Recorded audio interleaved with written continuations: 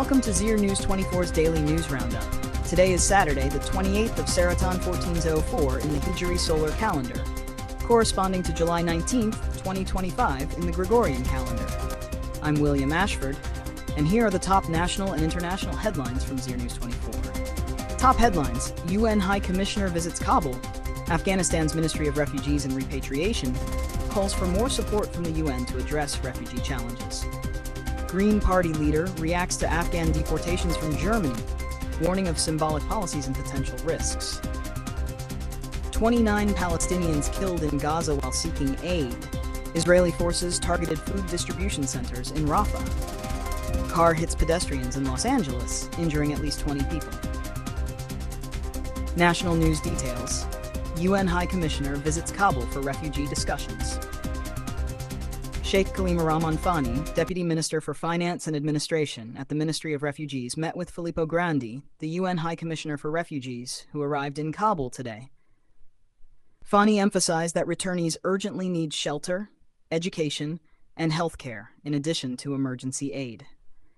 He expressed hope that Grandi's visit will help attract support for the long-term integration of returnees.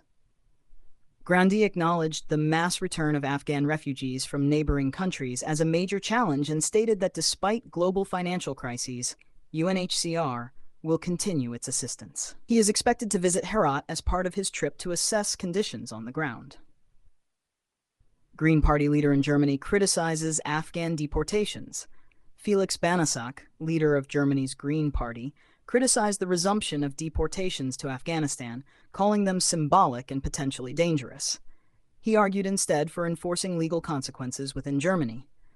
In an interview with Bavarian media, he pointed out that the timing of the deportations was not coincidental. It coincided with an EU meeting on migration.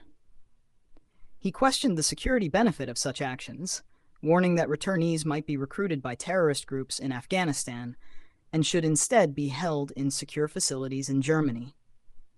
Afghanistan-Turkmenistan diplomatic meeting. Afghanistan's Chargé d'Affaires in Turkmenistan, Fazal Mohammad Saber, met with Deputy Foreign Minister Ahmed Kurbanov. According to a statement, they discussed political, economic, and strategic cooperation, particularly on TAPI, railways, trade, and improved services for Afghans residing in Turkmenistan. Both sides emphasized the value and importance of strengthening bilateral ties. Afghanistan's Minister of Public Health meets UK officials. Minister Malawi Noor Jalal Jalali met with British Chargé d'Affaires Robert Chatterton Dixon and newly appointed UK Representative Richard Lindsay. Discussions focused on strengthening Afghanistan's health sector, especially maternal and child health, addiction treatment, cancer care, and capacity building for Afghan medical workers. UK officials expressed readiness to support these efforts. Herat governor travels to Iran for refugee and economic talks. Herat Governor Sheikh Islam Jar, leading a high-level delegation, traveled to Iran to attend the 6th Herat-Khorasan Economic Forum and to discuss refugee-related issues. Meetings with Khorasan officials included discussions on dignified and gradual repatriation, inspections of refugee camps, trade and transit expansion, and improving transport coordination. Justice Ministry shuts down 881 offices for violations. Afghanistan's Ministry of Justice announced that from the start of the current government until 1404, it has issued over 3,861 new licenses for property transaction offices and renewed 1,443 more. Over 4,770 offices were inspected, and 881 were shut down for illegal activities. The ministry has also implemented practical policies to prevent fraudulent vehicle sales in so-called Friday markets and issued over 2,155 licenses for petition writers during this time.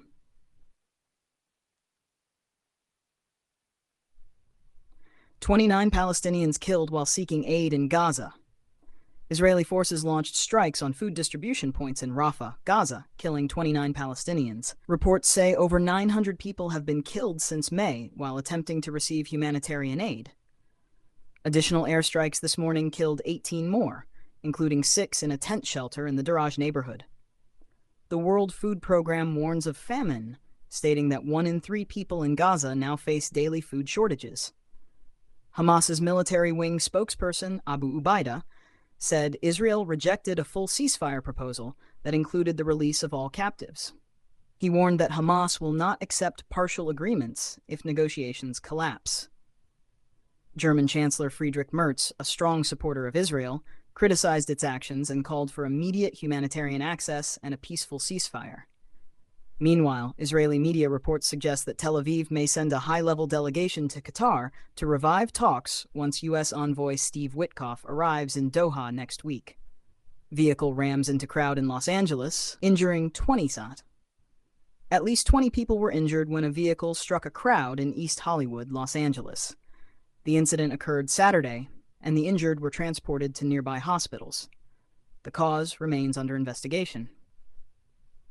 Gaza students take exams for first time since war began. Around 1,500 high school students in Gaza sat for their final exams, the first since the war began in October 2023. Conducted online by the Education Ministry, students participated from tents, shelters, or homes. Despite preparations, students continue to face internet outages, device shortages, and lack of safe spaces. According to the UN, 95% of Gaza's education infrastructure is destroyed, and more than 660,000 children have been cut off from learning. A new report labels Israel's deliberate targeting of schools as a potential war crime. DR Congo and M23 rebels sign ceasefire agreement. The Democratic Republic of Congo and the M23 rebel group signed a key agreement in Doha with the aim of ending the conflict in eastern Congo. The principles include ending hostilities, building trust, and moving toward peace under international and regional monitoring. Thousands have been displaced in recent years due to fighting, and this deal is seen as a major step toward regional stability. Syria and Israel announced ceasefire amid rising tensions. U.S. Ambassador to Turkey, Tom Brock, announced a ceasefire between Syria and Israel following days of airstrikes and clashes in southwestern Syria. Israeli forces had struck Damascus 2 days ago, reportedly killing 3 Syrians and targeting the Ministry of Defense. Syria did not respond militarily. President Ahmed Shara of Syria said the mission is peace, not war, and acknowledged that although they don't fear Israel, they prioritize diplomacy. The ceasefire, supported by the U.S., Turkey, Jordan, and other regional players, is seen as a move to prevent further escalation and humanitarian deterioration. Japan's government faces major election test. Japanese Prime Minister Shigeru Ishiba's minority government faces challenges in Sunday's upper house elections. If his coalition fails to win 50 seats, it may lose majority control. Public frustration over inflation, doubling rice prices, and migration concerns has fueled support for the anti-immigration Sanseto Party. Its leader Sohei Kamiya claims the government is now being forced to act on immigration. Analysts say if the ruling party underperforms, Ishiba may either broaden his coalition or negotiate with opposition, or face pressure to step down. Sports news. 2025 Etisalat Shpagiza Cricket League kicks off in Kabul. The 10th season of the Shpagiza Cricket League began today at Kabul Cricket Stadium. Amo Sharks defeated Boss Defenders in the opening match, chasing 149 runs, with 4 wickets in hand in 18.5 overs. In the second match, Miss Ainak Knights defeated Spin Gar Tigers.